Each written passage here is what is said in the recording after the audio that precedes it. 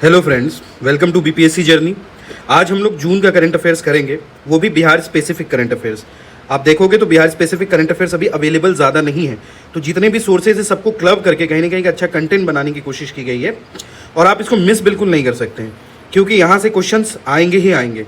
Bihar special current affairs आते हैं और बिहार का बजट सर्वे जब पढ़ लोगे तो एक ठीक ठाक पोर्शन कवर अप हो जाता है 10 to 15 क्वेश्चन का। ठीक है, ये जो कंटेंट है ये बीपीएससी जर्नी चैनल के टेलीग्राम पे आपको इसका पीडीएफ मिल जाएगा। काफ़ी अच्छे से इसको बनाने की कोशिश की है मैंने, सारे टॉपिक्स को कवर किए। इसके अलावा फिर आपको कुछ और पढ़ने की ज़रूरत नहीं पड़ेगी। इंडेक्स आप देख सकते हैं कि अलग अलग टॉपिक इसमें लिया गया है। ओके, तो हम लोग अपना पहला क्वेश्चन देखते हैं। पहला क्वेश्चन जो आज हमारा है वो ये है कि 2 new languages academies Bajjika and Surjapuri, 2 Bihar में लैंग्वेज के अकेडमीज हैं जिसमें 2 नए लैंग्वेज को ऐड किया गया है। पहली बात तो ये है कि 2 नए लैंग्वेजेस को ऐड किया गया है। कौन कौन से लैंग्वेजेस को ऐड किया गया हमसे डायरेक्टली एग्जाम में पूछा जाएगा, तो बज्जिका और सुरजापुरी को। अब देखते हैं हम लोग क्वेश्चन क्या है कि the Bihar government approved 2 new languages academies for Bajjika and Surjapuri, where are this dialects premierly spoken. पहली बात तो ये है कि बज्जिका और सुरजापुरी कहाँ बोला जा रहा है, हमसे यही पूछ रहा है। तो जो बेसिकली बज्जिका बोला जाता है, ठीक है, वो बज्जिकांचल बोलते हैं इसको। मुजफ्फरपुर, वैशाली, वेस्ट चंपारण, शिवहर, इस वाले बेल्ट में जो भाषा बोली जाती है जो थोड़ी सी मैथिली से क्लोज होती है, उसको हम लोग बज्जिका कहते हैं।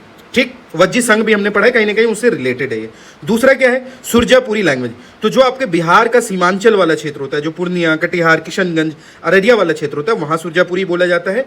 तो ये 2 लैंग्वेज ऐड किए गए। पाली और प्राकृत जो है वो अलग वाला वो अलग क्वेश्चन है, उसको इसमें इंक्लूड नहीं करना है। ये एकेडमीज की बात कर रहे हैं। एकेडमीज पहले से कितनी है बिहार में, तो पहले से बिहार में 8 एकेडमी पहले से है। आप जब देखोगे नॉर्मल सोर्सेज में 6 एकेडमी दिखाते हैं और अभी जो 2 बनी है 8, लेकिन टोटल पहले से ही 8 है। कौन कौन सी 8 है, तो हिंदी ग्रंथ एकेडमी है, मैथिली एकेडमी है, मगही एकेडमी है, बंगला एकेडमी है, संस्कृत है, भोजपुरी है, अंगिका है और साउथ इंडियन लैंग्वेजेस की एकेडमी पहले से यहाँ पे थी। अभी 2 और एकेडमी ऐड हो गई है, बज्जिका और सुरजापुरी। तो हमारा टोटल कितना हो गया, 10 एकेडमी हो गया है। ठीक है, बहुत पहले से चल रहा था ये लैंग्वेज डायलेक्ट। किस लिए किया जा रहा है, इसको लैंग्वेज को प्रमोट करने के लिए। ओके, यहाँ पर जो सोर्स है वो भी हमने डाल दिया कि कहाँ से हमने लिया है इसको। चलिए अगला क्वेश्चन देखेंगे, काफ़ी इंपॉर्टेंट क्वेश्चन है ये, एग्जाम पर्सपेक्टिव से काफ़ी इंपॉर्टेंट क्वेश्चन। अब देखो आकाशवाणी ने, पीआईबी ने, सबने इसको कवर किया है कि प्रोफेसर अलखनाथ शर्मा से रिलेटेड ये न्यूज़ है। क्या है question, professor Alakh N Sharma, a Bihar linked economist, was appointed chairperson of which government of India committee in June 2026। काफी इंपॉर्टेंट क्वेश्चन है। तो आपसे पूछ रहा है कि ये कौन सी कमेटी के चेयरमैन बनाए गए, 16th फाइनेंस कमीशन। तो 16th फाइनेंस कमीशन के तो नहीं ही हो सकते हैं, क्योंकि हम सबको पता है कि उसके कौन है, अरविंद पनगड़िया जी हैं। ठीक है, दूसरा है high level technical expert committee on labour statistics. तो यही हमारा करेक्ट आंसर है। ठीक है, ये बिहार से है इसलिए ये ज्यादा इंपॉर्टेंट हो जाता है। किस चीज का चेयरमैन इनको बनाया गया, तो इनको चेयरमैन बनाया गया high level technical expert committee on labour statistics. ठीक है, याद रखना है इसको। और ये डायरेक्टर भी है किसके, institute for human development new Delhi. तो जो ह्यूमन डेवलपमेंट का जो इंस्टीट्यूट है भारत में जो दिल्ली में स्थित है, उसके डायरेक्टर भी है ये। ठीक है, चलिए ठीक है, ये कहाँ से बिलोंग करते हैं, तो बेसिकली पटना से ही बिलोंग करते हैं ये, इसलिए इंपॉर्टेंट हो जाता है हमारे लिए। और इनका एक जर्नल भी है जिसका नाम है labour journal of labour economics, भी ये एडिट करते हैं। मतलब लेबर डिपार्टमेंट से रिलेटेड बहुत बड़ी हस्ती है ये, इसलिए इनको कौन सी कमेटी का अध्यक्ष बना दिया गया है, तो technical expert committee on labour statistics. ठीक है, चलिए ठीक। अब अगला क्वेश्चन है हमारा, वर्ल्ड्स ओल्डेस्ट बनियान ट्री। देखो भाई, जितना ये कंटेंट है उसको काफ़ी मेहनत से बनाया गया, आप लोग अप्रिशिएट करेंगे अगर अच्छा लगेगा तो। और इसका जो पीडीएफ वो टेलीग्राम पे मिल जाएगा, बिल्कुल आसानी से आप इसको रिवाइज कर सकते हैं। एक बार देखोगे रिवाइज हो जाएगा। हम लोग जनवरी से जून तक का बिहार का जो करंट अफेयर्स है, यूट्यूब में एक वॉइड था तो मैंने सोचा कि बिहार से रिलेटेड करंट अफेयर्स डाला जाए और अच्छा कंटेंट डाला जाए, तो आप इससे आराम से रिवाइज कर सकते हो, फुल्ली रिलाई कर सकते हो इसमें।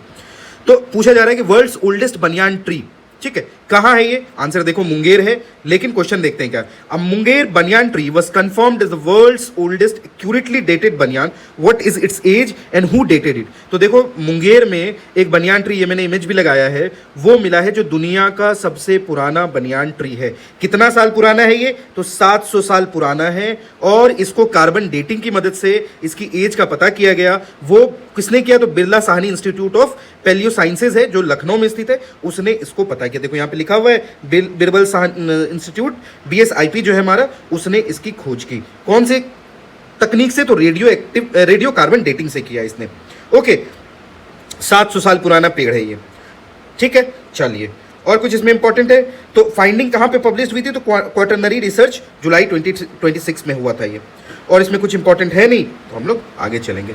ये भी क्वेश्चन काफी इंपॉर्टेंट है कि मेगा लेदर पार्क, ठीक है, कहाँ कहाँ पे खुल रहा है। आपसे डायरेक्टली एग्जाम में क्वेश्चन पूछा जाएगा कि mega leather footwear and accessories cluster जो है, जो MLFAC है, ठीक है, जो किसके अंदर में आता है, तो Indian footwear leather development policy जो लाई गई है उसके अंदर में ये आता है। आपसे पूछा जा रहा है कि बिहार के 2 अपकमिंग लेदर क्लस्टर महवाल मुजफ्फरपुर, पहली बात यही याद रखना है, कैदराबाद इन्होंने पूछा था दरभंगा में, यहां महवाल पूछ देंगे, and Bhediya Dangi Kishanganj, Bhediya Dangi Kishanganj under which scheme, आपसे ये पूछ देगा, वहां पे जगह का ही नाम पूछ देगा। तो ये कौन सी स्कीम के अंदर में, mega leather footwear accessories cluster के अंदर में इसको बनाया जा रहा है। किसके मदद से, तो बियाडा की मदद से, जो बिहार इंडस्ट्रियल हमारा डेवलपमेंट एसोसिएशन है उसके अंदर में इसको बनाया जा रहा है। ओके, आपको याद रखना है, ये दोनों जगह का नाम याद रखना है। मुजफ्फरपुर में जो है उसका नाम है महवाल, मोतीपुर में आता है ये। ओके, ये बियाडा के द्वारा बनाया जा रहा है। दूसरी चीज, किशनगंज में जो भेड़िया डांगी, ये डेडिकेटेड लेदर टेनरी क्लस्टर है with a common effluent treatment plant, ये कॉमन एफ्लुएंट ट्रीटमेंट प्लांट है। दोनों हमारे लिए इंपॉर्टेंट है, हमको याद रखना है, ठीक। और ये मेन किसका हिस्सा है, तो Bihar industrial investment promotion policy के तहत आता है ये। चलिए अगला क्वेश्चन हमारा, चीफ जस्टिस पटना हाईकोर्ट के चीफ जस्टिस चेंज हो गए, तो जो चेंज होकर चीफ जस्टिस बनी है, पूछ रहा है कि who is the current chief justice of Patna high court and who was the Patna high court first chief justice. दोनों चीज आपसे पूछ लिया गया कि पहले कौन बने थे और अभी रिसेंटली जो बनी है वो कौन बनी है, क्या वो पहली चीफ जस्टिस है पटना हाईकोर्ट की। तो हम लोग इसको क्लैरिफाई करते हैं। देखो, पहले संगम साहू थे, वो चले गए, ठीक है। अभी जो बनी है उनका नाम है मीनाक्षी मदन रॉय, और जो पहले चीफ जस्टिस थे उनका नाम क्या था, तो उनका नाम था चैम्स चैमियर, ये पहले थे। याद रखना है, स्टैटिक भी हमने कवर किया। अब देखो, मीनाक्षी मदन राय कौन है, तो सिक्किम हाईकोर्ट से आती हैं ये, 48वीं चीफ जस्टिस हैं ये। कब इन्होंने ओथ लिया, तो 5 जून 2026 को लिया। ओके, किसको रिप्लेस किया इन्होंने, तो संगम साहू को रिप्लेस किया जो 47वें चीफ जस्टिस थे, ये याद रखना है। अता हसनैन जो गवर्नर है उन्होंने इनको ओथ दिलवाया। पटना हाईकोर्ट कब बना था, तो 3 फरवरी 1916 को बना था। और जो इसके चैम्स चैमियर हैं इसके पहले चीफ जस्टिस थे। लेकिन सबसे इंपॉर्टेंट सवाल यह आता है कि क्या मीनाक्षी मदन रॉय पहली चीफ जस्टिस है, तो याद रखिएगा ये पहली चीफ जस्टिस नहीं है। जो पहली महिला चीफ जस्टिस बनी थी उनका नाम है रेखा दोषित, जो 2014 में बनी थी, और ये सेकंड है। मीनाक्षी मदन रॉय जो है ये चीफ जस्टिस सेकंड बनी है, ये बात याद रखना है। अच्छा, पहली जज कौन थी पटना हाईकोर्ट की, तो उनका नाम था, सॉरी, पहले जज कौन थे, जो आजाद हिंदुस्तान के पहले जज थे उनका नाम था लक्ष्मीकांत झा, ये पहले चीफ जस्टिस थे पोस्ट इंडिपेंडेंस। ये बातें याद रखनी है आपको, ठीक। चलिए आगे चलते हैं हम लोग। अगला टॉपिक है हमारा कि inter state transit pass for minerals. आपको पता है एक स्टेट से दूसरे स्टेट में जब जाते हैं तो उसके लिए ट्रांजिट पास लगता है। ओके, तो यहां पे लिखा हुआ है बिहार में बड़ा बदलाव। अब बिहार में कोई भी खनिज पदार्थ लाने के लिए क्या लगेगा, तो ESTP, जो ISTP जिसको हम लोग बोलते हैं, इंटर स्टेट ट्रांजिट पास जिसको बोलते हैं, वो लेना अनिवार्य होगा। अब यहाँ पे देखो क्या लिखा हुआ है, ISTP क्या है, तो इंटर स्टेट ट्रांजिट पास एक ऑनलाइन ट्रांजिट परमिट है जिसके माध्यम से बिहार सरकार राज्य में आने वाली खनिजों की निगरानी करेगी और अवैध परिवहन पर रोक लगाई जाएगी। ये बात याद रखना है। समझ में आएगा इंटर स्टेट ट्रांजिट पास का एक मतलब दूसरे स्टेट से जब यहाँ पे आएंगे तो आपको एक स्पेशल पास लगेगा। तो क्वेश्चन देखते हैं, क्या Bihar made the inter state transit pass mandatory for minor minerals transport for other state. Minor minerals कौन कौन से मिनरल्स, तो गिट्टी, बालू, स्टोन चिप्स जो है इन सब से रिलेटेड पूछ रहा है कि ये रूल कब से लागू होगा, तो ये मैंडेटरी कब से हो जाएगा, 10 जून 2026 से हो जाएगा। डेट भी इंपॉर्टेंट है। Bihar minerals prevention of illegal mining transportation in storage rules 2019 के तहत इसको लाया गया है, ठीक। 10 जून से ये इफेक्टिव है, हमने ऑलरेडी बात कर दिया। ISTP हमने डिस्कस कर लिया है। कौन कौन से मिनरल्स पे लगेगा भाई, तो सैंड पे लगेगा, स्टोन पे लगेगा, ठीक है, स्टोन चिप्स पे लगेगा, स्टोन डस्ट पे लगेगा, इन सब चीजों पे लगेगा। कितना लगेगा, तो अगर हम केजी के हिसाब से देखें, वेट के हिसाब से देखें तो 60 रुपए पर टन, और अगर वॉल्यूम के हिसाब से देखें तो 85 क्यूबिक मीटर उसके बेसिस पे यहाँ पे लगेगा, ठीक है। चलिए, अच्छा, किस लिए लाया गया इसको, तो इलीगल माइनिंग और ट्रांसपोर्ट को रोकने के लिए लाया गया है, जो कि कहीं ना कहीं जिससे revenue leakage from repeat trips on one challan, एक ही चलान पे कई ट्रिप्स मार दिए जाते थे। अब देखोगे झारखंड से, साहिबगंज से बालू, गिट्टी ये सब लाया जाता था, तो उस पर कहीं ना कहीं रोक लगेगी। अगला देखते हैं हम लोग, integrated aqua park and NFDB regional centre. बोल रहा है कि on 15 June 2026 which two fisheries facilities were jointly launched in Bihar and under which scheme was the aqua park approved. Bihar में एक्वा पार्क बना है, इसके बारे में बात किया जा रहा है और क्वेश्चन भी यही पूछा जा रहा है। तो कहां बना है? ये बना integrated aqua park Vanasaur fish seed farm. कहां है ये? तो भोजपुर में, वनासौर जगह का नाम है, याद रखना है। कितना का इसमें सैंक्शन किया गया अमाउंट? तो 31.21 करोड़ रुपए। और NFDM रीजनल सेंटर पटना के अंदर में है ये, ठीक है। प्रधानमंत्री मत्स्य संपदा योजना के अंदर में ही इसको बनाया जा रहा है, बिहार में ही। तो कौन है भाई? Under union minister Rajiv Ranjan Singh and CM Samrat Chaudhary integrated aqua park बनाया गया है। कहां? तो वनासौर में। वहां पे सीड फार्म भी किया जाएगा, ठीक है, अंडर प्रधानमंत्री मत्स्य संपदा योजना। मतलब फिश कल्चर जो है उसको बढ़ाने के लिए ये सारी चीजें की जा रही हैं। बिहार में ठीक ठाक फिश प्रोडक्शन होता है, हम लोग आगे उस क्वेश्चन को भी देखेंगे, ठीक है। और वहीं पे हमारा NFDB रीजनल सेंटर भी इनॉग्रेट किया गया है। ये कहाँ किया गया? तो ये पटना में किया गया है, ठीक।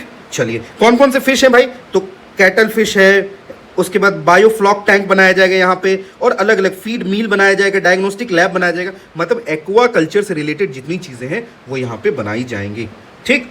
चलो, और मत्स्य योजना के तहत 900 करोड़ रुपए मिला है ब्लू रिवोल्यूशन के तहत बिहार को। Moved from 9 to 4th among inland fish production. और बिहार अभी चौथे नंबर पे आ गया है फिश प्रोड्यूसर में, 9वें नंबर से, ठीक, याद रखना है। चलो, विष्णुपद टेम्पल से रिलेटेड देख लेते हैं क्या है। Under which corridor model with what allocation is the Vishnupad temple corridor at Gaya being developed. तो विष्णुपद टेम्पल जो गया में है, पहला तो यही इंपॉर्टेंट स्टैटिक डेटा है कि विष्णुपद कहाँ है, तो गया में। उसको कौन से मॉडल पे डेवलप किया जा रहा है? तो काशी विश्वनाथ कॉरिडोर मॉडल पे इसको डेवलप किया जा रहा है। और क्या बजट एलोकेशन है? तो 57 करोड़ के आसपास का है, ठीक। कहाँ है? देखो, विष्णुपद गया इन महाबोधि बोध गया। ये corridors to be develop on the Kashi Vishwanath corridor model पे इसको किया जा रहा है। कौन से इनिशिएटिव के तहत? तो Purvodaya initiative for eastern state. 57 crore का इसमें बजट एलोकेट किया गया है। और राजगीर नालंदा डेवलपमेंट प्लान भी अनाउंस किया गया है, ये हमको याद रखना है। गया का ऑफिशियली नाम अब क्या हो गया? गया जी हो गया। ये भी चीज हम लोग याद रखेंगे। और ये टेंपल जो है ये अहिल्या बाई होलकर के द्वारा 1787 में इसको रीबिल्ड किया गया था। ये भी हमारे लिए स्टैटिक डेटा इंपॉर्टेंट है। एक और चीज जान लीजिए कि 14 इको टूरिज्म साइट अराउंड गया और बोध गया यूजिंग 1 लाख प्लस सेपलिंग्स यहाँ पे डाले जा रहे हैं। और यहाँ पे इको टूरिज्म को बढ़ावा दिया जा रहा है। एक चीज मैंने यहाँ पे मेंशन किया, one state one global destination. इसके तहत में, one state one global destination के तहत जो गया है, वहाँ पे गया में क्या किया जा रहा है? गया में 7 वंडर्स पार्क बनाया जा रहा है, 7 वंडर पार्क बनाया जा रहा है, ठीक है। और वहाँ पे टूरिज्म को डेवलप किया जा रहा है, टूरिज्म डेवलपमेंट हो रहा है, ठीक, टूरिज्म डेवलपमेंट हो रहा है। जो गया है, राजगीर है, सबका एक सर्किट बनाया जा रहा है। लिख देते हैं यहाँ पे, गया राजगीर सब एक गोल्डन सर्किट बनाया जा रहा है। गया राजगीर सर्किट बनाया जा रहा है, ये हमको याद रखना है, ठीक है। चलो, Bihar state women's commission. Bihar state women commission को एक न्यूज़ काफ़ी ज़्यादा है, उसमें ये बोला जा रहा है कि पहला रैंक मिला, मुझे कुछ ऑथेंटिकेट मिला नहीं उससे, लेकिन अंडर चेयरपर्सन अप्सरा शर्मा। कौन है चेयरपर्सन? कौन है बिहार वुमेन की? तो अप्सरा मिश्रा नाम है इनका, ठीक। Apsara Mishra. What disposal rate did the commission report and which district had most complain. तो वुमेन महिला आयोग की चेयरपर्सन कौन है बिहार की? तो अप्सरा मिश्रा है। बोल रहा है कि कितना, मतलब जो डिस्पोजल रेट है, जो कंप्लेन किया जाता है, उसका डिस्पोजल, उसका निवारण जो किया जाता है, उससे रिलेटेड ये सवाल पूछा जा रहा है। और बिहार ने काफ़ी बड़े नंबर पे 93% डिस्पोजल किया जो उनके पास कंप्लेन आए थे। और कहीं कहीं ऐसा भी दिखाया जा रहा है कि बिहार ने इसमें टॉप भी किया है, ठीक। और पटना ने हाईएस्ट, जो पटना का 713 केसेस आया था कंप्लेन, उसका डिस्पोजल हुआ है, ये हमको याद रखना है। इससे रिलेटेड क्या है? चेयरपर्सन हमको याद रखना है कि अप्सरा मिश्रा है चेयरपर्सन, ठीक। कितना कंप्लेन आया? तो 3592 कंप्लेन का डिस्पोजल किया गया 3859 कंप्लेन में से। तो 93%, काफी बड़ा अमाउंट है। तो हो सकता है कि बिहार ने इसको फर्स्ट रैंक भी इसमें मिला हो, लेकिन मुझे ऐसा कोई डेटा नहीं मिला तो मैंने इसमें मेंशन नहीं किया। अच्छा, बेस्ट क्लियरेंस कहाँ है? तो समस्तीपुर में है, 344 349 में से। रोहतास में 253 में से 250 कंप्लेन का निवारण किया गया। लेकिन पेंडेंसी सबसे ज्यादा कहाँ है? तो गया में पेंडेंसी सबसे ज्यादा है, ये भी हम लोग देख लेंगे। ये अच्छा, इसका इनिशिएटिव का नाम क्या है? तो महिला आयोग आपके द्वार। मतलब जो भी महिला से रिलेटेड, अभी आपको पता है कि एक महिला ब्रिगेड भी बनाया गया है। किस चीज़ के लिए? महिलाओं को स्कूटी दिया गया है। जो महिलाएं हॉस्टल्स और कॉलेजेस में रहती हैं, उनकी सेफ्टी और सिक्योरिटी के लिए एक प्रोग्राम वो भी स्टार्ट किया गया। और महिला आयोग आपके द्वार, ये भी स्कीम वुमेन कमीशन के द्वारा शुरू किया गया था, याद रखना है। PIB में इसका डेटा दिया गया है, ठीक। चलो, आगे देखते हैं हम लोग। कंप्रेस्ड बायोगैस प्लांट के बारे में बात हो रही है। तो देखो भाई, एक कंप्रेस्ड बायोगैस प्लांट जो है वो हमारा वेस्ट चंपारण में है, और दूसरा जो खुलने वाला है वो मुजफ्फरपुर में खुलने वाला है, याद रखना है इसको। बोल रहा है कि बिहार का पहला ऑपरेशनल सीबीजी, जिसको कंप्रेस्ड बायोगैस प्लांट बोलते हैं, वो कुमार बाग बेतिया में खुला जा रहा है। कुमार बाग जैसे देखोगे तो आपको स्पेशल इकोनॉमिक जोन भी याद आना चाहिए। कहाँ खुला है? तो एक तो कुमार बाग चंपारण में खुला, और दूसरा कहाँ खुला है बताइए, कमेंट में बताइए चीज कहां पे खुला है। SEZ। And how many district supplied, तो बोल रहा है कि कौन सी कंपनी के द्वारा इसको खोला जा रहा है। तो कौन सी कंपनी है भाई? तो इसका नाम है वर्धन बायोगैस प्राइवेट लिमिटेड। और कितना डिस्ट्रिक्ट को कवर करेगा ये? तो 4 डिस्ट्रिक्ट को कवर करेगा। बोल रहा है कि वर्धन बायोगैस प्राइवेट लिमिटेड जो है ये कुमार बाग बेतिया में खुल रहा है, 50 करोड़ की लागत से खुल रहा है, और पहला कॉमर्शियल CBG प्लांट जो कि 4 डिस्ट्रिक्ट को सप्लाई करेगा। कौन कौन से 4 डिस्ट्रिक्ट है भाई? तो ये 4 डिस्ट्रिक्ट हमारा जो आस पड़ोस का 4 डिस्ट्रिक्ट है उसको ये सप्लाई करेगा। ठीक, दूसरा प्लांट भी खुलने जा रहा है। इसको कौन खोल रहा है? तो Bharat GPS bio energy private limited खोलेगा, 120 करोड़ की लागत से खुलेगा। और यहाँ कहाँ खुलने वाला है ये? तो ये खुलेगा बरियारपुर मुजफ्फरपुर में खुलेगा। इस बात को याद रखना है। और कितना आउटपुट देगा ये? तो 31 टन पर डे का देगा। ठीक, चलिए किसके अंदर में आ रहा है? तो सेंटर का जो सतत स्कीम है उसके अंदर में ये खोला जा रहा है। तो हमको याद रखना है, वेस्ट चंपारण का भी याद रखना है, और दूसरा कहाँ का याद रखना है? दूसरा हमको मुजफ्फरपुर का भी याद रखना है। ठीक है, चलिए अब देखो, स्कॉच अवार्ड मिला है बिहार में। किसको मिला है भाई? तो बिहार में पिंक बस चलाया जा रहा है। पिंक बस किसके लिए चलाया जा रहा है? महिला के लिए चलाया जा रहा है। तो किसको मिलेगा स्कॉच अवार्ड? BSRTC को मिलेगा, Bihar state road transport corporation जो है उसको मिला है कौन सा अवार्ड? तो स्कॉच अवार्ड मिला है। किस चीज़ के लिए मिला है? तो पिंक बस इनिशिएटिव के मिला है। बस हमको इतना याद रखना है। अच्छा, पिंक बस से एक और चीज़ याद आए कि 400 बसेस दिया गया है बिहार में। बिहार के 3-4 जगह में दिया गया है, 6 जगह में दिया गया है। ठीक है, बसेस चलेगी, जो पटना में है, पूर्णिया में है, गया में है, बिहार शरीफ में है, 5-6 जगह में ये जो इलेक्ट्रिक बसेस है वो चलेगा। ओके, BSRTC कब बना था? तो 1959 में बना था। और हमको याद रखना है कहाँ पे? बिहार का पहला ISBT पाटलिपुत्रा बस टर्मिनल 2020 से ऑपरेटेड है ये। अगला देखिए, Bihar to adopt Turkey model for food safety. Bihar में फूड को लेके बहुत एडल्ट्रेटेड फूड मिलता है, आप देखोगे आए दिन रेड मारते रहते हैं। तो अब बिहार ने एक MOU साइन किया गया है, मेमोरेंडम ऑफ अंडरस्टैंडिंग साइन किया, एक एग्रीमेंट साइन किया। किसके साथ? तुर्की के साथ साइन किया गया है। और उसमें बोल रहा है कि Bihar health department will adopt the Turkey food testing model with labs in which 5 cities. कौन कौन सा 5 सिटी है? मुजफ्फरपुर है, दरभंगा है, भागलपुर है, और गया है, और पूर्णिया है। 5 जगह में लैब खोले जाएंगे तुर्की के मॉडल पे। और किस चीज़ पे ध्यान दिया जाएगा? तो मिल्क, स्वीट्स, एडिबल ऑयल्स और स्पाइसेस से रिलेटेड। ये सब किसके अंदर में आ रहा है? तो ये जो आ रहा है, अच्छा ये सब काम किसका है? तो ये मेनली फसाई का काम है। Food safety security authority of India जो है उसका काम है ये। एडवांस लैब कहाँ कहाँ खुलेगा? देखो, मुजफ्फरपुर में, दरभंगा में, भागलपुर में, गया में और पूर्णिया में। तो लगभग बिहार को पूरा कवर कर लेगा ये। ठीक, health secretary Kumar Ravi leading the initiative. Muzaffar site already identified as Sadar hospital. तो मुजफ्फरपुर में साइट भी आइडेंटिफाई कर दिया गया और तुर्की के मॉडल पे इसको खोला जाएगा। जो हमारे हेल्थ सेक्रेटरी हैं उनका नाम कुमार रवि है, और हमारे हेल्थ मिनिस्टर तो सब जानते हैं, ठीक है, हमारे ब्रो, ठीक, निशांत भाई जो हमारे हेल्थ मिनिस्टर हैं। पटना में इंडिया का तीसरा AC लॉन्च खुला है। किसके लिए? गिग वर्कर के लिए। गिग वर्कर हम लोग जानते हैं, जो 10 मिनट डिलीवरी वाला ये जो हमारे गिग वर्कर भाई लोग होते हैं उनके लिए पटना में क्या बना है? तीसरा India 3rd city with AC resting launch बनाया गया गिग वर्कर्स के लिए। पहली बात किसके लिए बनाया गया? तो गिग वर्कर के लिए। तीसरा बना है पटना में। तो पहला और दूसरा कहाँ है? चेन्नई और कोयम्बतूर में है। इसको भी याद रखना है आपको। 24/7 ये AC लॉन्चेस है जो कि पटना स्मार्ट सिटी लिमिटेड के अंदर में कहाँ बनाया गया है? तो गांधी मैदान इनकम टैक्स गोलंबर के पास बनाया गया है। याद रखना है आपको ये चीज़। और कितना इसमें फीस कितना है? तो ₹2 पर 30 मिनट्स, काफ़ी सस्ता। इसमें AC, वाटर चार्जिंग, CCTV सारी सुविधाएं उपलब्ध हैं। चलिए आगे देखते हैं हम लोग। Mega industrial park and food park की बात हो रही है। On 3 June 2026 CM Samrat Choudhary directed officials to set up how many mega industrial park. भाई बार बार पूछेगा ये सब क्वेश्चन और आप वहां पे कंफ्यूज हो जाओगे। फूड पार्क और मेगा इंडस्ट्रियल पार्क की बात हो रही है, तो 11 मेगा इंडस्ट्रियल पार्क बनाया जा रहा है और फूड पार्क इन ऑल 38 जिला, सारे 38 जिला में फूड पार्क बनाया जा रहा है और 50,000 एकड़ लैंड बैंक भी बनाया जाएगा। ये यहाँ पे मेंशन है। CM सम्राट चौधरी ने इस चीज़ को डायरेक्शन दिया कि 11 मेगा इंडस्ट्रियल पार्क बनेगा और फूड पार्क कहाँ बनना है? सारा जिला में बनना है भाई। ठीक, और 50,000 एकड़ का लैंड बैंक बनेगा। लैंड बैंक मतलब क्या, आपके मतलब जो लैंड की रिक्वायरमेंट होती है उसको ऑलरेडी स्टोर्ड रखेंगे ताकि हमको इंडस्ट्री डालने में या फिर जो फूड पार्क डालने में उसमें कोई दिक्कत नहीं होगी। और फोकस सेक्टर हमारा क्या होगा, food processing, textile, pharmaceutical, MSME, और इन सब चीज़ों पे हम लोग ज़्यादा फोकस करेंगे। अभी हमने ऊपर देखा भी मुजफ्फरपुर और किशनगंज में क्या बन रहा है, लेदर से रिलेटेड टेक्सटाइल वो इंडस्ट्री बन रहा है, तो वो भी हमको याद रखना है। तो कितना बजट अप्रूव हुआ इसमें, तो 25,000 करोड़ का इंडस्ट्रियल इन्वेस्टमेंट प्लान ये अप्रूव हुआ है, ये चीज़ हमको याद रखना है। ठीक है, चलिए अगला देखेंगे हम लोग NH31 से रिलेटेड कि union cabinet approved 4 laning of which NH31 NH231 stretch on 3 June 2026। बोल रहा है कि NH31 और NH231 जो स्ट्रेच है वो कौन से स्ट्रेच को कैबिनेट ने अप्रूव किया है, किस चीज़ के लिए अप्रूव किया है, तो आप देखो जो अपग्रेडेशन के लिए, मतलब हाईवे को अपग्रेड करना है उस चीज़ के लिए। तो यहाँ पे देखो खगड़िया पूर्णिया एक्सप्रेस जो हमारा हाईवे है NH31 के अंदर। अच्छा, एक्सप्रेसवे से भी याद रखिएगा कि पटना से पूर्णिया के लिए एक एक्सप्रेसवे भी बनाया जा रहा है जो बिहार का पहला एक्सप्रेसवे होगा, इस बात को याद रखना है। और खगड़िया पूर्णिया जो 143.53 किलोमीटर उसके अपग्रेडेशन के लिए 3,936 करोड़ रुपए दिए गए हैं।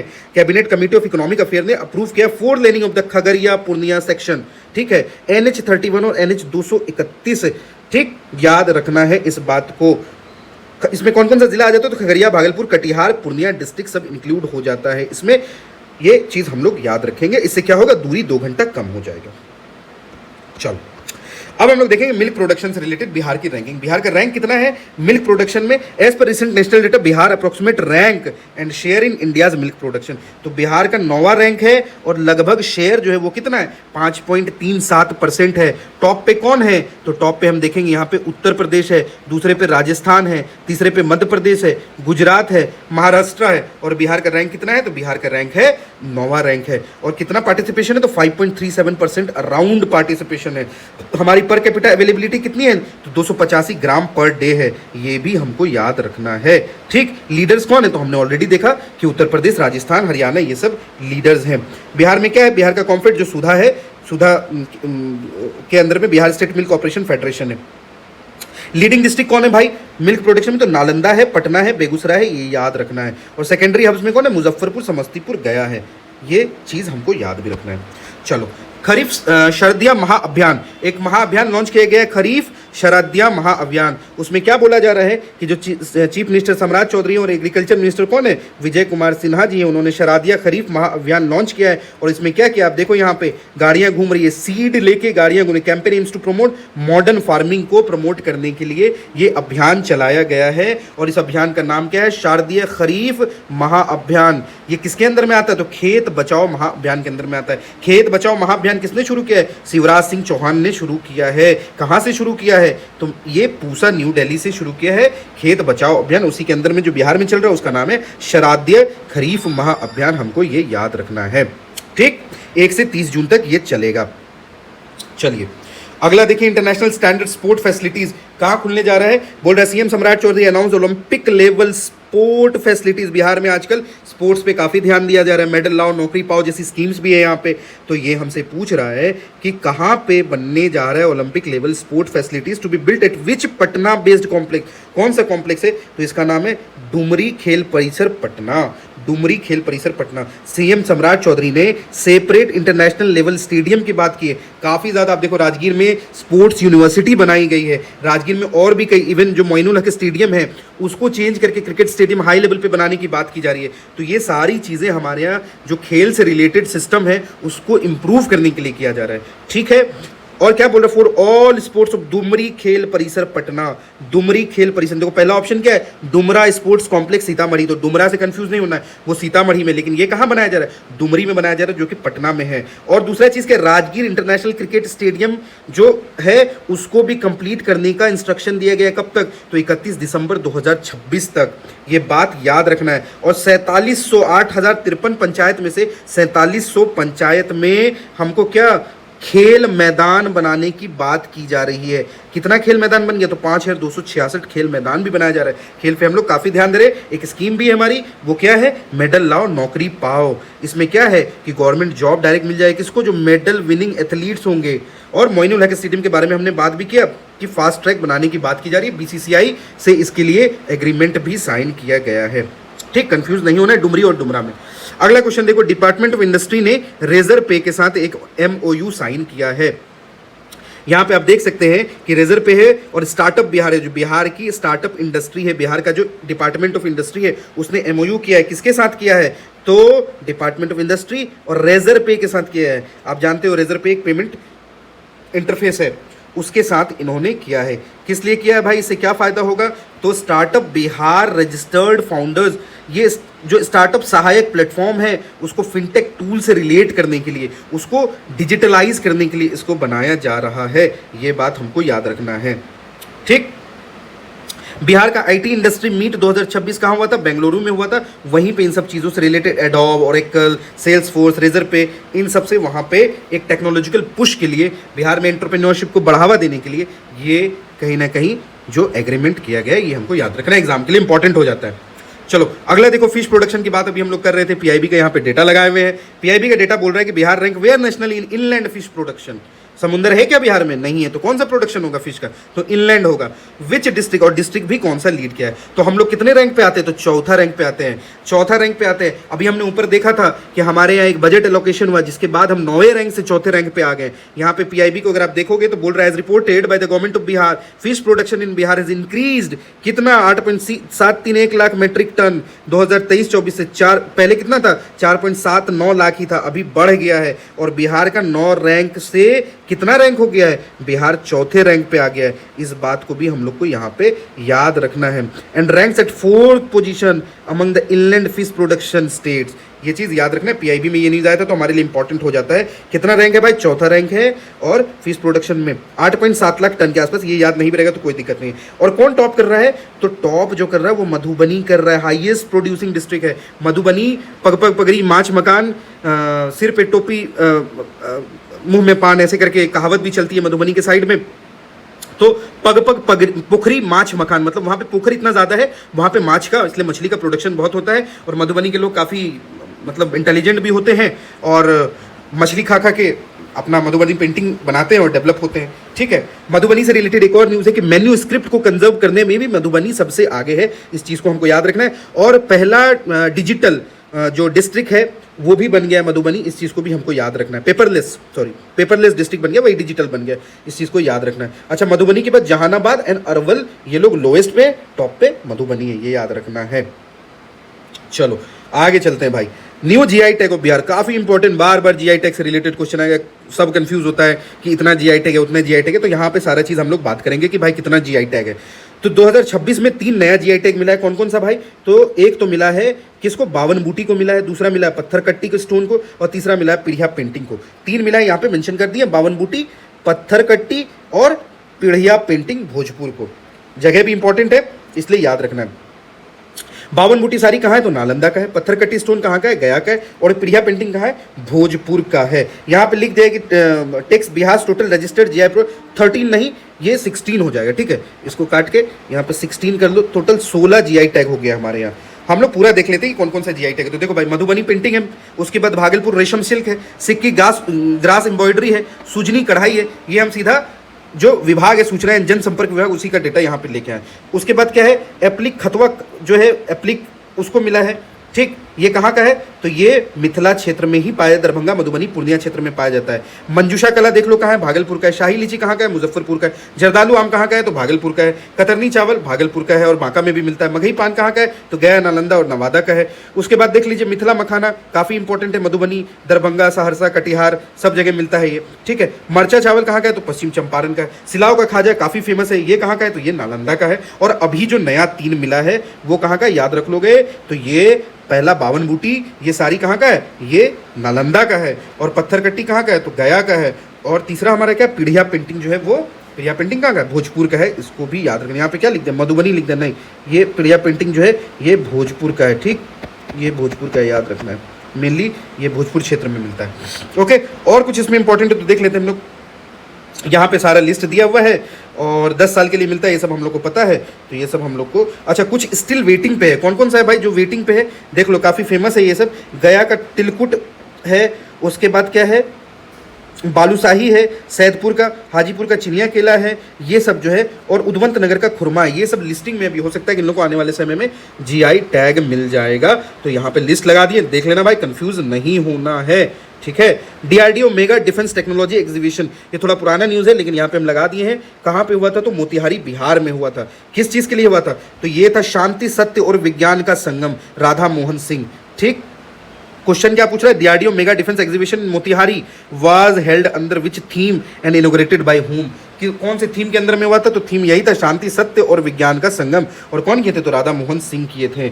महात्मा गांधी जो क्या बोलते हैं प्रेक्षागृह है मोतिहारी में, वहां पे ये हुआ था। ये अप्रैल का न्यूज़ है, यहाँ पे लग गया बट इंपॉर्टेंट इसलिए हम लोग देख लिए। शांति सत्य और विज्ञान का संगम में राधा मोहन सिंह किए थे, याद रखना है। सुरक्षित और आत्मनिर्भर भारत की ओर हमारा ये है। चलिए ठीक, अगला क्वेश्चन क्या है? Tourism development. एक उलर सन टेम्पल है, सीधा पूछे कि उलर सन टेम्पल कहाँ पे है, आपको पता होना चाहिए। Being developed for tourism is located in which district and is associated with which mythological figures, पूछ रहा है। इतिहास भी पूछ दिया, करंट भी पूछ दिया, कौन से डिस्ट्रिक्ट से है? तो ये दुल्हिन बाजार पटना डिस्ट्रिक्ट से है। और किससे रिलेटेड है ये? तो Krishna grandson Samb builder of 12 sun temple, ठीक है। तो कृष्ण जी के जो सन है, ठीक है, उनसे रिलेटेड है। दुल्हिन बाजार पटना याद रखना है। सोन पुनपुन रिवर के किनारे है, ये याद रखना है। देखो सोन पुनपुन रिवर के किनारे है, इसको याद रखना। दुल्हिन बाजार पटना याद रखना है।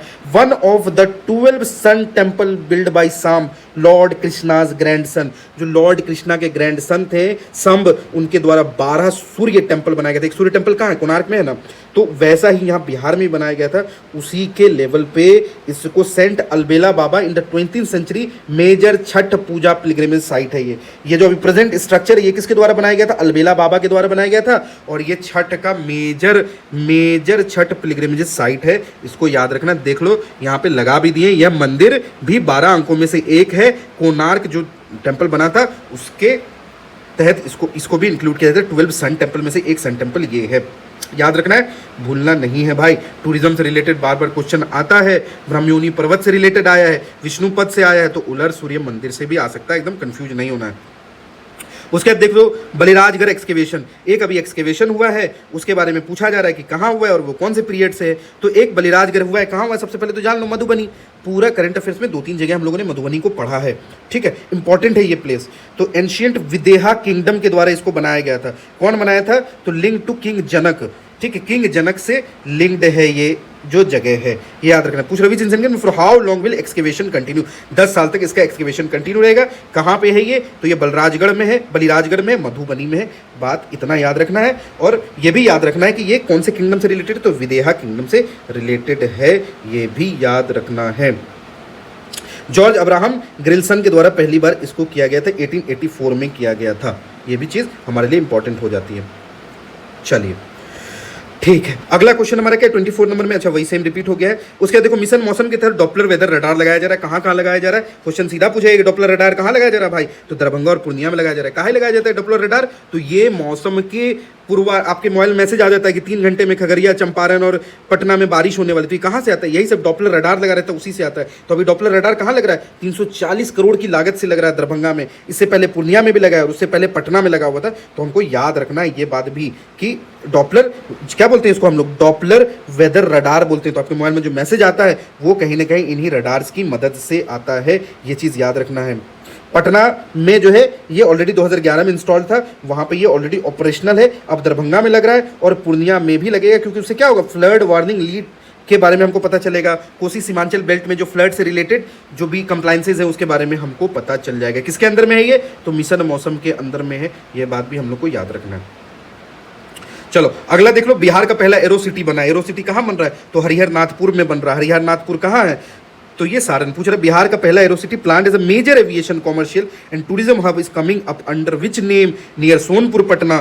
सोनपुर में बनाया जा रहा है, इसका नाम क्या है? हरिहर नाथपुर एरो सिटी है। हमने इससे पहले एक्वा इंटीग्रेटेड एक्वा पार्क के बारे में पढ़ा। अभी यहाँ पे हम क्या पढ़ रहे हैं? एरो सिटी के बारे में पढ़ रहे हैं। सब कुछ इंपॉर्टेंट एग्जाम में आएगा, कंफ्यूज हो जाओगे। कहाँ पे? तो हरिहर नाथपुर सोनपुर में है ये, ठीक, यहाँ पे क्या किया जाएगा, तो 11 ग्रीन फील्ड सैटेलाइट टाउनशिप बनाया जा रहा है, developing on the lines of modern metros. तो बड़े बड़े शहरों में जैसे बनाया जाता है उस हिसाब से यहाँ पे उस मॉडल पे बनाया जा रहा है। क्या क्या बनेगा इसमें, 5 स्टार और 3 स्टार होटल्स बनेंगे, इसमें लॉजिस्टिक सेंटर बनेगा, उसके बाद कॉमर्शियल सेंटर्स बनेगा, सब चीज़ यहाँ पे बनाने की कोशिश की जा रही है। जो हमारे नए चीफ मिनिस्टर सम्राट चौधरी जी हैं उन्होंने ये सब चीज़ किया, इसकी वजह से ज़मीन के दाम भी बढ़ गए हैं। पटना सोनपुर रीजन में इसको किया जा रहा है, याद रखिएगा। ठीक, अच्छा थोड़ा सा देख लो कि कौन कौन सा बिहार में एयरपोर्ट है भाई। तो पटना में एयरपोर्ट है, गया में एयरपोर्ट है, ठीक है, गया वाला इंटरनेशनल एयरपोर्ट है, ये भी याद रखना है। पटना वाले एयरपोर्ट का नाम है जयप्रकाश नारायण इंटरनेशनल एयरपोर्ट। उसके पीछे पीर अली के नाम का एक रोड है, पीर अली मार्ग कहते हैं, वो भी इंपॉर्टेंट है, पूछ लेता है ये लोग इंटरव्यू वगैरह में पूछ लेता है। दरभंगा एयरपोर्ट है, ये डोमेस्टिक एयरपोर्ट है, अभी काफ़ी सबसे ज़्यादा मतलब जो रश वाला एयरपोर्ट बना है, काफ़ी हाई डिमांड, वो दरभंगा एयरपोर्ट बन गया। अभी पूर्णिया में भी एयरपोर्ट खुल गया, उसको भी याद रखना है। ठीक, अच्छा नया एयरपोर्ट सभी बनने वाला है, कहाँ, भागलपुर में बनने वाला है, सुल्तानगंज में बाबा अजगैर जो धाम है वहाँ पे बनने वाला है, अजगैबी नाथ धाम जिसको बोलते हैं हम लोग। ये सब के बारे में बात याद रखना है हमको। अच्छा छोटा छोटा भी एयरपोर्ट बनने वाला है, वो सब भी हमको याद रखना है। चलो नालंदा यूनिवर्सिटी के बारे में देख लो, एक एमओयू साइन हुआ है। नालंदा यूनिवर्सिटी काफ़ी इंपॉर्टेंट यूनिवर्सिटी हम लोगों के लिए, और भारत और नालंदा मतलब नालंदा यूनिवर्सिटी और मंगोलिया के बीच में 2 एमओयू साइन किया गया है। तो पूछ लेगा आपसे कि Nalanda university sign 2 MoUs during June 2026 Mongolia with which 2 institution and covering which subject areas. बोल रहा है कि किसके किसके बीच में हुआ है, तो एक Gandan monastery and the National University of Mongolia. Mongolia का जो यूनिवर्सिटी उसका नाम है नेशनल यूनिवर्सिटी ऑफ मंगोलिया, और जो मोनेस्ट्री उसका नाम है गंदान मोनेस्ट्री, उसके बीच में और नालंदा यूनिवर्सिटी के बीच में एमओयू साइन किया गया है। क्यों साइन किया गया है, this MoU has been signed to, किस चीज के लिए, तो covering Dhamma studies, Buddhist philosophy, history, culture and art, ecology, Sanskrit, Tibetan language, trade and economic history. This question is a probable question in the 72nd BPSC prelims exam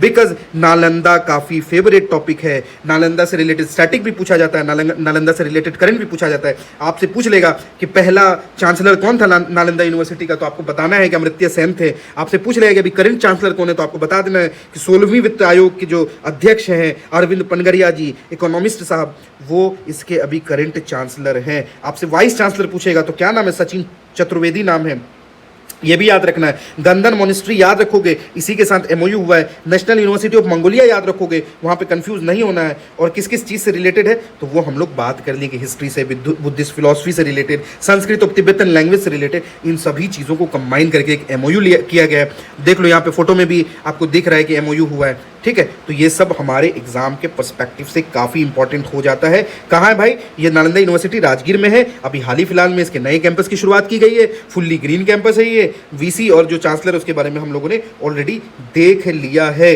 ठीक है, चलो इसको बोला जाता है institute of national importance, flagship university of the ministry of external affairs, backed by 18 east Asia summit countries. जो east Asia summit है, चूंकि आप जानते हो जो हमारे आसियान कंट्रीज है वहाँ पे बुद्धिज्म को काफ़ी फॉलो किया जाता है, उन लोग की मदद से भी यहाँ पे बनाया गया है।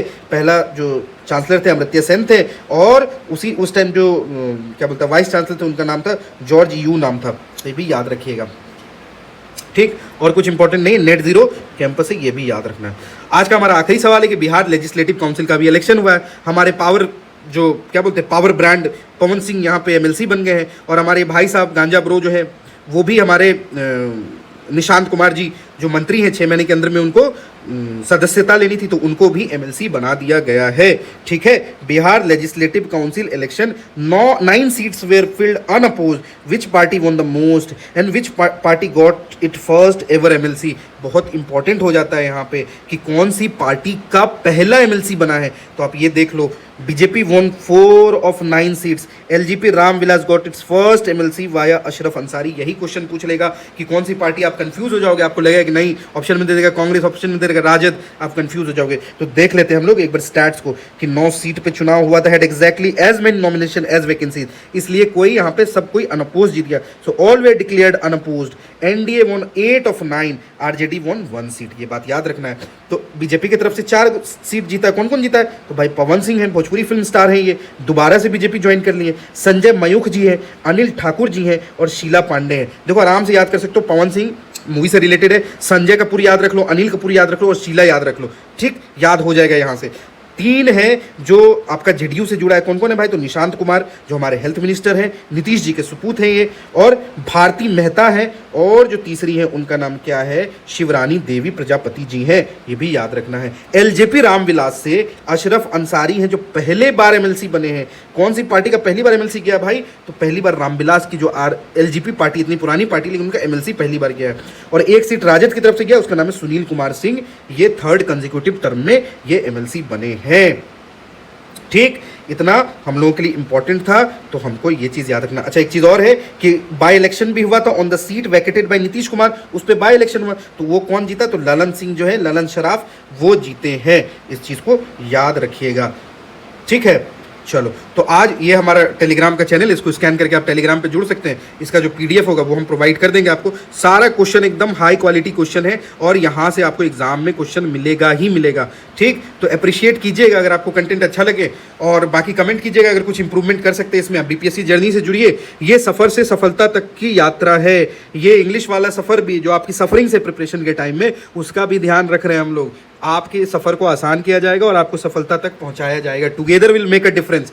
ठीक है, तो आज जून का कर लिया, अगले पार्ट में हम लोग मई को देखेंगे, और जो भी हमारा रेस्ट ऑफ द पोर्शन जनवरी से लेके हम लोग जून तक का करेंगे सारा। यहाँ पे आप देखो इंडेक्स में सब कुछ कवर किए हुए हैं कि कौन कौन सा टॉपिक हमने कराया है। काफ़ी इंपॉर्टेंट टॉपिक, आप वीडियो को देख के 1.5 की स्पीड में देख के आराम से रिवाइज कर सकते हैं। Thank you for watching.